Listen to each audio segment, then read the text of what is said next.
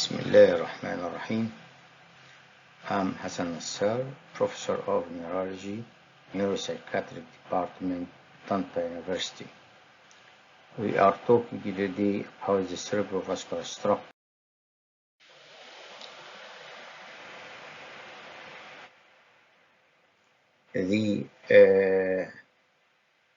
By the end of this lecture,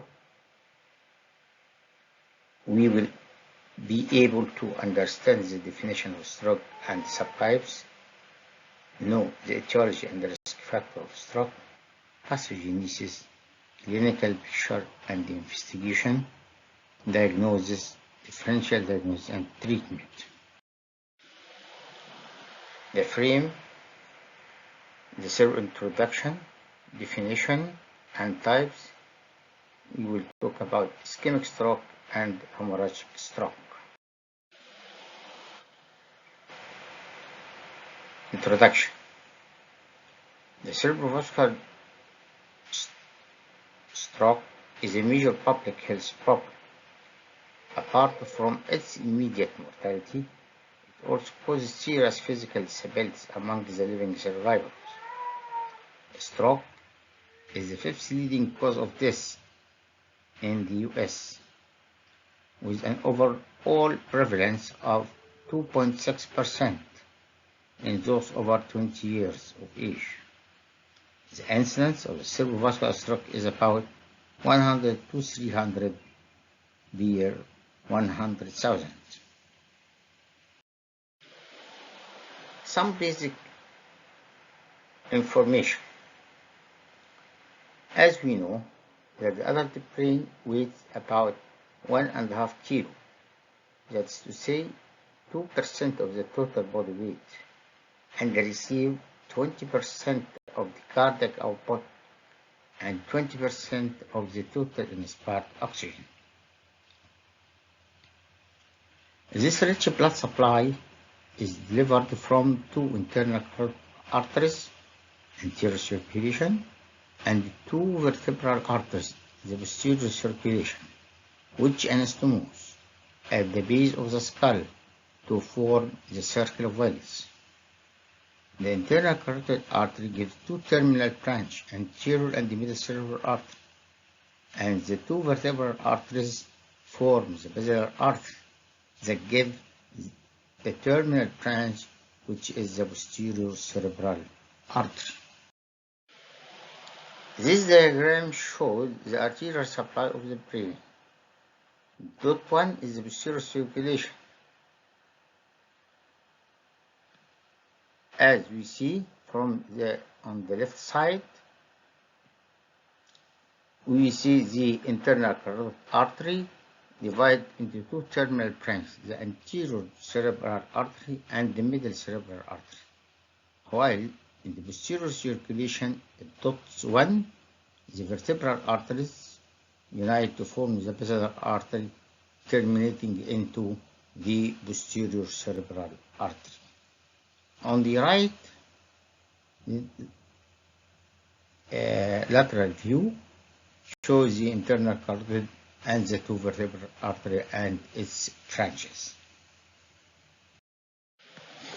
To simplify, the middle cerebral artery supplies the anterior part of the superior lateral aspect of the cerebral hemisphere, the illuminated part, while the posterior part is supplied by the posterior cerebral artery or the posterior circulation.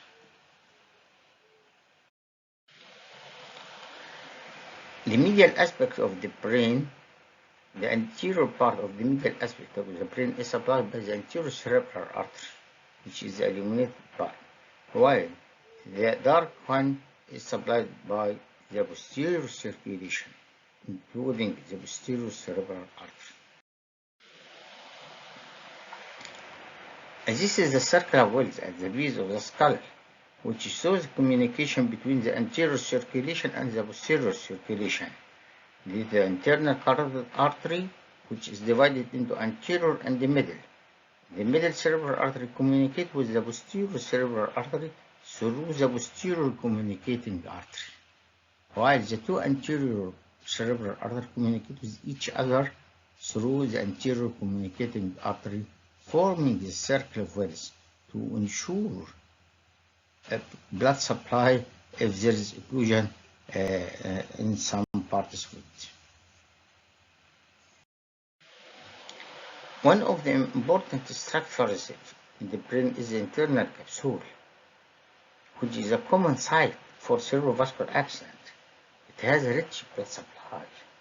The superior part of the anterior limb, genu, and the posterior limb are supplied by the lenticular artery, which is delivered from the middle cerebral artery, while the inferior part is supplied by the recurrent artery of head nerve, thalamo-geniculate artery, and the anterior choroid artery.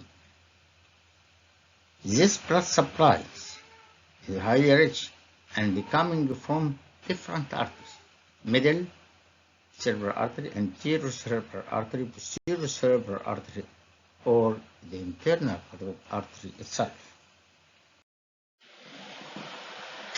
This is a horizontal section at the base, deep nuclei of the brain, showing the internal capsule, the anterior limb, the genu, the posterior limb, the posterior part of the internal capsule. On the left side, this is the caudate nucleus, a lentiform nucleus, and this is the thalamus. The internal capsule lies between these structures.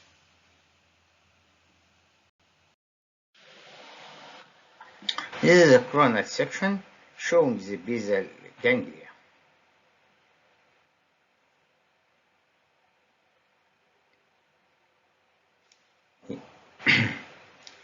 And showing also the pyramidal system that come from the motor cortex, the coronal radiata, to the internal capsule, then to the midbrain, bones, medulla, then decussate at the lower medulla to the opposite side. This as regards the introduction. As regards the definition of the cerebrovascular stroke, what is the definition? The definition is cerebrovascular stroke is a rapidly developing clinical signs of focal or global disturbance of cerebral function with symptoms and lasting 2 hours or longer with no apparent cause other than of vascular origin. The term stroke usually refers to either to the cerebral infarction or non-traumatic cerebral hemorrhage. The ratio of infarction to hemorrhage is about 4:1. Stroke subtypes: ischemic, representing about from 82 to 85%, while the hemorrhagic from 15 to 20%. The intracerebral hemorrhage about 15%, while the subarachnoid hemorrhage represent about 5%. This figure shows the occlusion of an artery on the right, in the left side, occlusion of an artery leading to an area of infarction, while on the right side there is rupture of the vessels leading to hemorrhage within the substance of the brain, or that's to say intracerebral hemorrhage. We come first to the ischemic stroke. The etiological classification, two-stage classification, is the most useful based on the stroke mechanism. Large artery atherosclerosis, with atherosclerosis of the intracranial or extracranial carotid vertebral or aortic arch. Cardioembolic, as in case of atrial fibrillation, segmental wall ischemia, secondary to myocardial infarction, or others, paradoxical embolization. Small vessel disease leading to lacunar infarction. Others, unusual causes: dissection, venous thrombosis, drug-induced genetic causes. Unknown or cryptogenic. After exhausting our investigation, still there is about 26% of cases we can't reach to a diagnosis, and recently defined an embolic stroke of unknown source. This is a subgroup of a cryptogenic one. The above value vary in different countries depending on many factors. Pathophysiologically, when an artery is acutely occluded by thrombus or embolus, the area of the central nervous system supplied by it will undergo infarction if there is inadequate collateral blood supply. Surrounding a central necrotic zone and ischemic penumbra, ischemic zone, remain viable for a time. It may recover function if the blood flow is restored. This figure represents the relation between the cerebral blood flow and the time course. If there is marked reduction of the cerebral blood flow, there will be more central core infarct area, dead area. Less just reduction of the blood flow will lead to more ischemic or penumbra, the ischemic zone that is still viable. The risk factors for ischemic stroke, there is non-modifiable risk factor and modifiable risk factor. Non-modifiable risk factor like age, gender, race, genetic factors. These are non-modified, can be changed.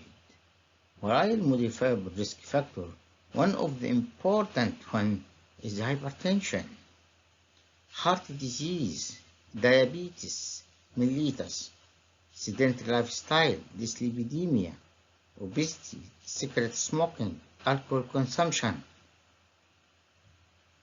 and asymptomatic carotid stenosis and TIA. If we treat this risk factor, we'll reduce the incidence of.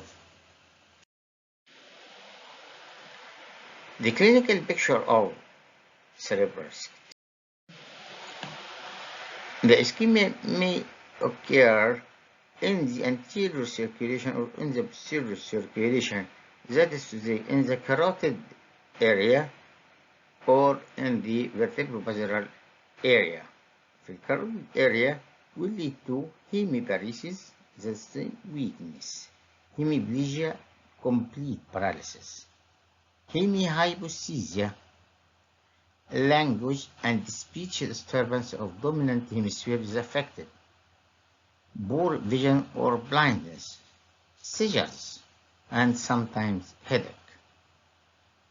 As regards the vertebrophyseal system or vertebrophyseal ischemia, the vertebrophyseal system supplies the brainstem, cerebellum, and the posterior part of the cerebral cortex, and this will lead to double vision or manifestation of other cranial nerve affection, as dysphagia and dysarthria, disturbed conscious level, blindness or visual field defect, ataxia and vertigo, hemiparesis or quadriparesis.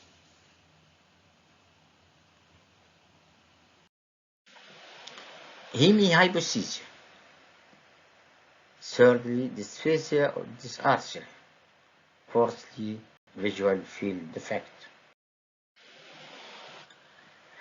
The manifestation of signs of vertebrovascular system affection or posterior circulation, posterior ischemia, leading to cerebellar ataxia, visual field defect, facial and or palatal weakness, signs of cranial nerve affections, pyramidal tract affection leading to either hemiparesis if it is unilateral or quadriplegia if it is bilateral.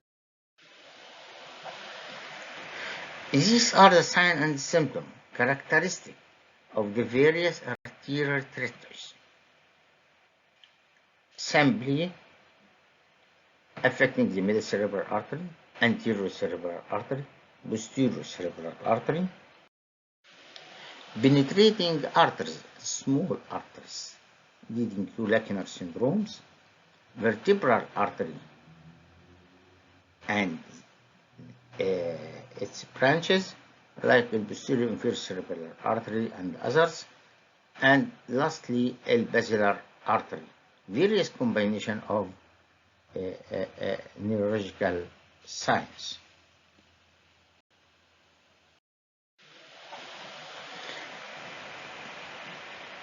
What is meant by transient ischemic attack?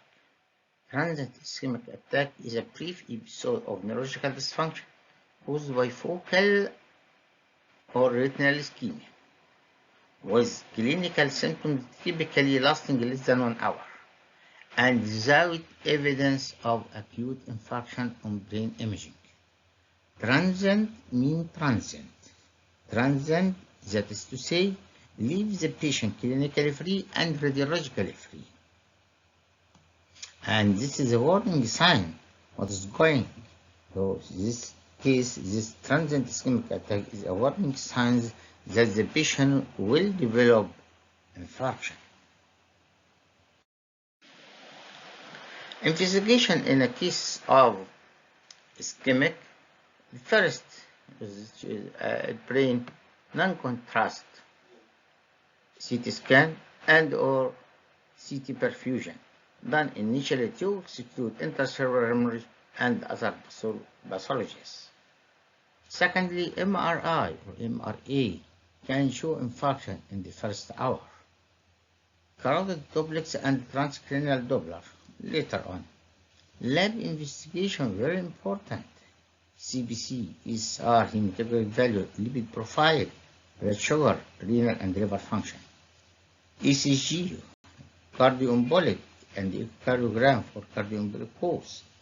EEG of the seizures. Other investigation, other lab investigation according to the possible.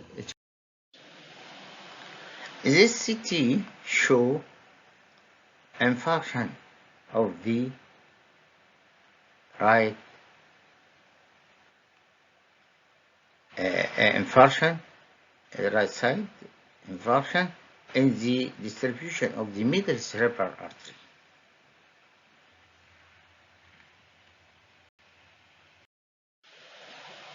The stroke outcome is affected by stroke subtypes and patient comorbidity. Stroke outcome include mortality 2% in lacunar and 15% in cardioembolic. The outcome also recurrence may occur. Functional disability, it will lead to marked functional disability according to the site and size of the infarction, and consequently leading to decreased quality of life. So, the management of the ischemic stroke, firstly, primary prevention, secondly, acute management.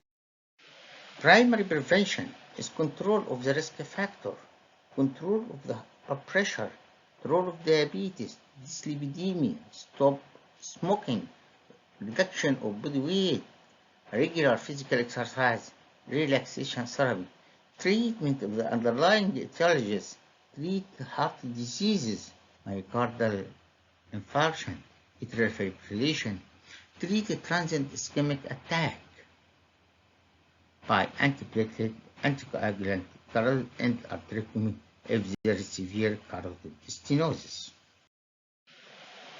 Acute management. The only approved treatment for acute management of stroke is the fibrinolytic therapy.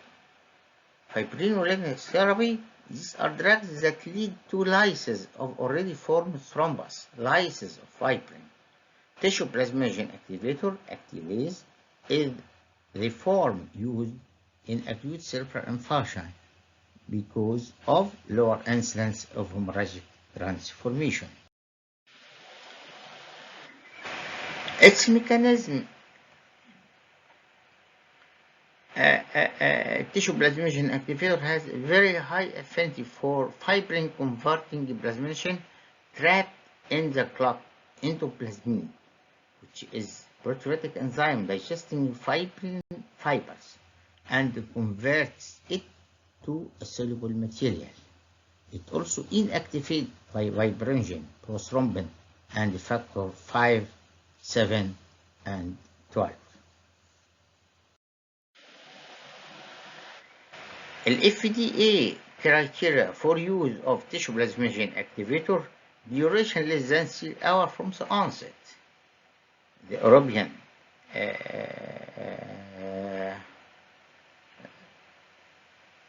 criteria as regards the timing has less than 5 hours, but the result more than 3 hours is less impressive. The first, second CT or MRI brain is normal initially or showing small infarction.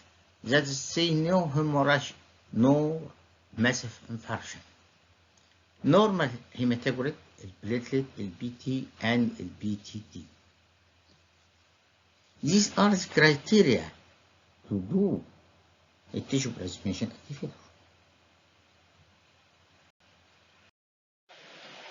The dose of actylase 0.9 mg per kg, maximal dose 90 mg,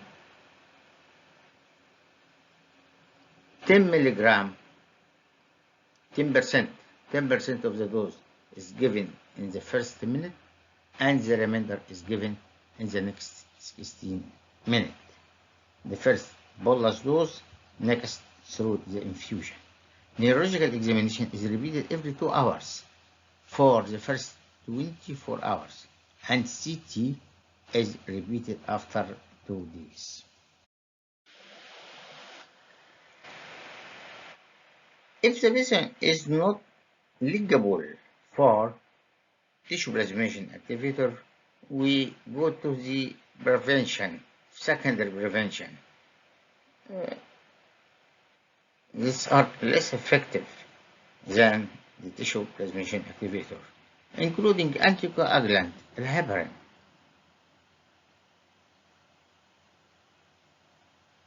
unfractionated heparin, and oral anticoagulant, warfarin. Secondly, antiplatelet therapy. The most important is aspartate, salicylic acid, from 150 mg to 325 mg per day. The second is clopidogrel. The third is diphenhydramine or Byzantine. Lastly, silestazole or Pletal, 100 mg twice daily, but it is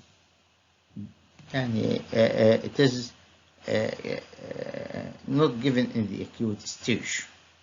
If there is massive edema, we will do anti-edema measures like mannitol and diuretic. Neuroprotective agent is still under trial. If there is convulsion, we will give anticonvulsant. Others drugs, nootropic drugs. Nootropic drugs actually are vasodilators, and we prefer to postpone vasodilators for about 2 weeks. Surgery for carotid endarterectomy if there is severe carotid stenosis above stenosis more than 70% and symptomatic. The second surgery in acute ischemia is decompression for massive cerebellar infarction. This as regards the ischemic infarction. What about hemorrhagic infarction? The intracranial hemorrhage includes the following: intracerebral hemorrhage, subarachnoid hemorrhage, and this will be discussed here. Subdural hemorrhage, mostly traumatic, and extradural hemorrhage, only traumatic, and these are treated by a neurosurgeon.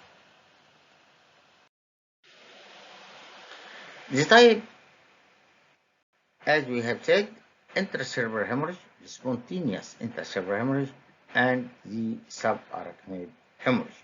Intracerebral hemorrhage within the substance of the brain. Subarachnoid hemorrhage, the subarachnoid space, the space covering the brain. We will discuss first the intracerebral hemorrhage. The intracerebral hemorrhage is a spontaneous bleeding into the brain, parenchyma, or ventricle from a ruptured artery, vein, or other vascular structures. The classification of intracerebral hemorrhage based on the etiology: first, primary intracerebral hemorrhage, which is caused by arterial hypertensive vasculopathy, which is the commonest. Secondly, the cerebral amyloid angiopathy. B. Secondary causes of intracerebral hemorrhage and are numerous. Structural or medical. Structural, including vascular malformation, tumor, hemorrhagic transformation of ischemic infarction, vasculitis, cerebral venous thrombosis.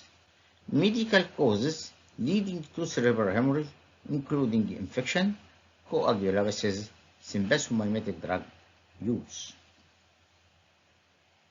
This is an important classification in order when we investigate a cases of intracerebral hemorrhage, we should look for various etiologies. These are the common sites of intracerebral hemorrhage secondary to hypertension: lobar subcortical hemorrhage, putaminal hemorrhage, thalamic hemorrhage, less pontine hemorrhage, and lastly cerebellar hemorrhage. These are common sites for intracerebral hemorrhage secondary to hypertension. What are the risk factors? Risk factors for intracerebral hemorrhage is the poorly controlled hypertension is the most common risk factor. Other causes include bleeding into tumor, trauma, blood disorders, blood vessel disorder, arteriovenous malformation, and vasculitis. The clinical picture of intracerebral hemorrhage: the patient presented sudden onset and usually occur during the activities of headache, vomiting, disturbed conscious level, and the focal neurologic sign, depending on the site of the bleed. Seizures and the feature of increased intracranial tension may occur. Diagnosis and evaluation of a case of intracerebral hemorrhage started with the history and the physical examination. Look for sign of trauma, Glasgow Coma Scale, brainstem reflexes if comatose, and NIHSS score if awake. Consider intubation for airway protection and measure blood pressure. The first investigation non-contrast CT is the gold standard test. Check platelet count, INR, PTT, urine, drug screen. ECG abnormalities may point to myocardial infarction. Consider vascular surgery, vascular imaging study, the magnetic resonance angiography, CT angiography, digital subtraction angiography, to rule out the AV malformation, neural AV fistula, or aneurysm as a cause of bleeding. Consider MRI not urgent to look for multiple old hemorrhage or microbleed by susceptibility with image to exclude underlying tumor. to check for venous thrombosis. If we suspect a venous thrombosis, order MRV, magnetic resonance venography, in suspected cases. Consider getting a neurosurgery consult for possible hematoma evacuation or ventriculostomy if aneurysm or AV malformation suspected. Lab investigation to assess the cause and risk factors.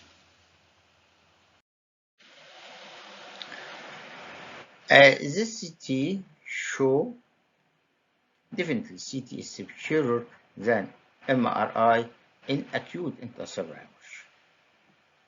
But next we will do CT angio, MRI, MRA to assess the vascular etiology as we have mentioned before.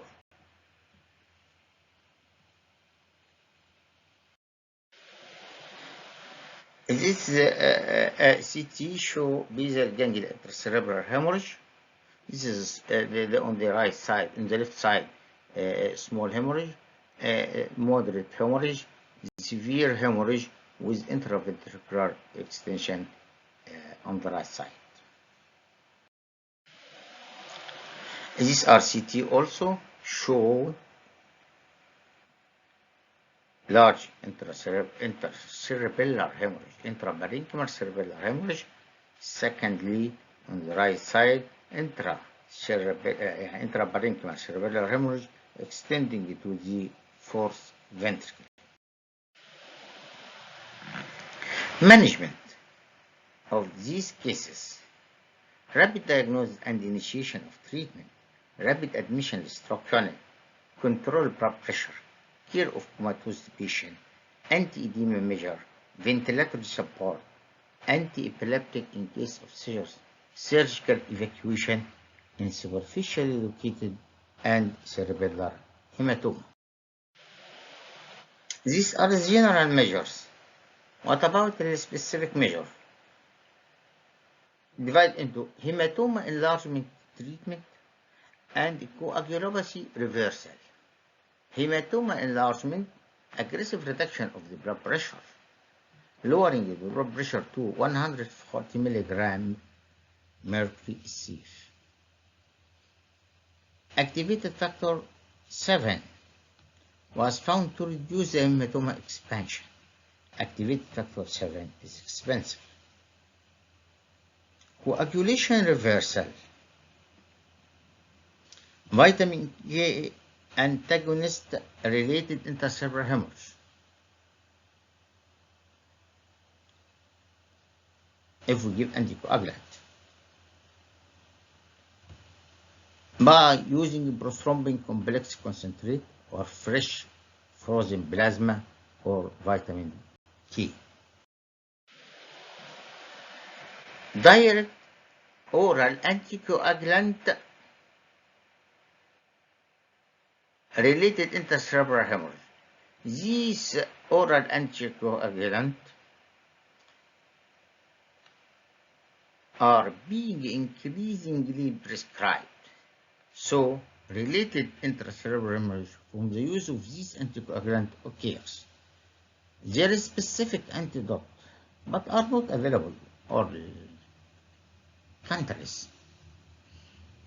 The first direct prothrombin inhibitors, dabigatran, and its antidote. Factor 9 active. Factor 9 inhibitors, apixaban, intoxiban, rivaroxaban, and their antidote which is recently available, approved by FDA in 1918. Non-specific reversal, charcoal, activated charcoal, hemodialysis, prothrombin complex concentrates, factor 8 inhibitor bypassing agent.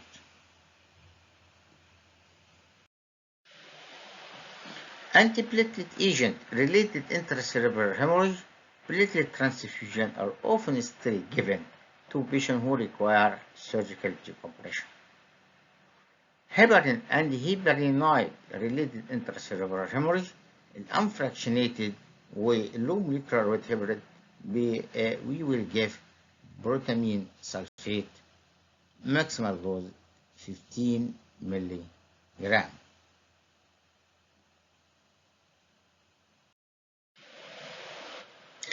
This as regards the intracerebral hemorrhage. What about the subarachnoid hemorrhage? Subarachnoid hemorrhage is bleeding into the subarachnoid space around the brain. Trauma is the most common cause of subarachnoid hemorrhage. We didn't discuss traumatic subarachnoid hemorrhage, but the spontaneous subarachnoid hemorrhage, 80% of which are due to intracranial saccular aneurysm. Spontaneous intracerebral subarachnoid hemorrhage, usually the patient is young and is most commonly from rupture of aneurysm, typically at the junction in the circular villus. Secondly, arteriovenous malformation.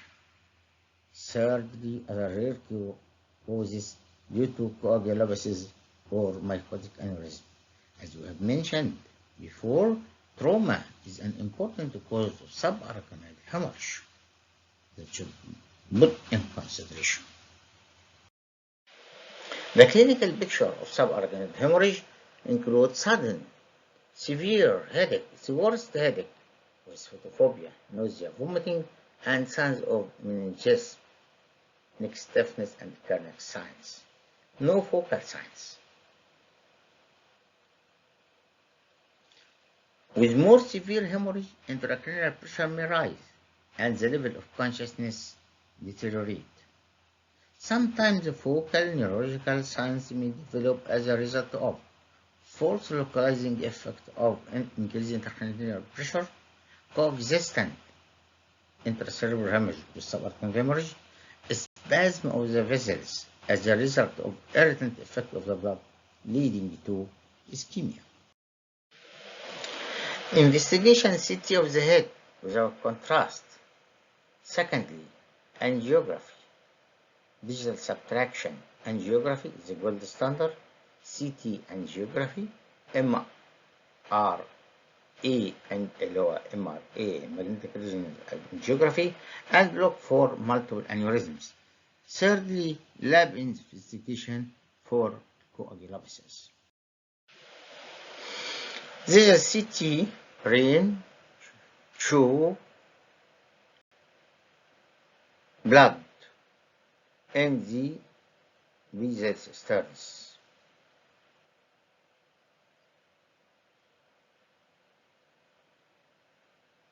And intraventricular blood present in the fourth ventricle.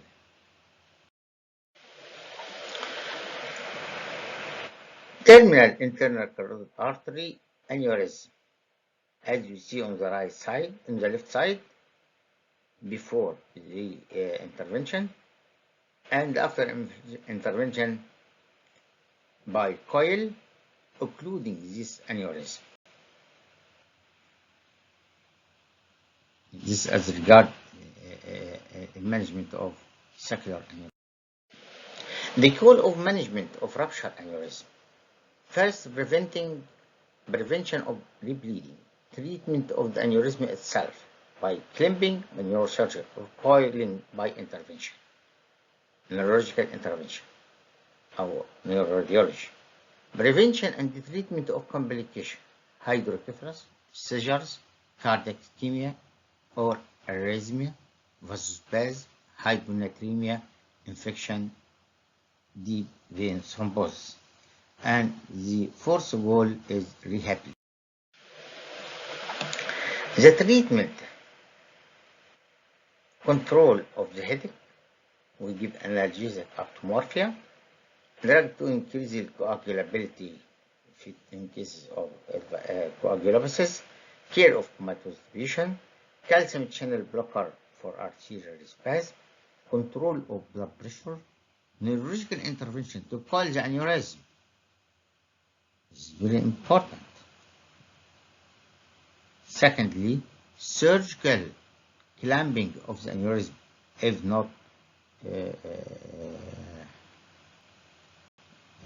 can't be used intervention difficult site. This is the types of intracranial hemorrhage, intercerebral and subarachnoid hemorrhage. We come here with the care for few words, care of hemiplegic patient. The care of hemiplegic patient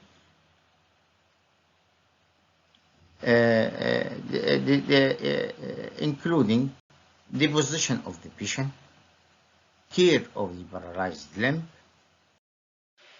care of the skin, care of respiration, care of nutrition and fluid balance, care of urinary bladder, care of the bowel, physiotherapy, and special care of complications, bedridden patient, deep vein thrombosis, pressure sores, chest infection, shoulder pain, limb swelling, spasticity, and lastly, depression.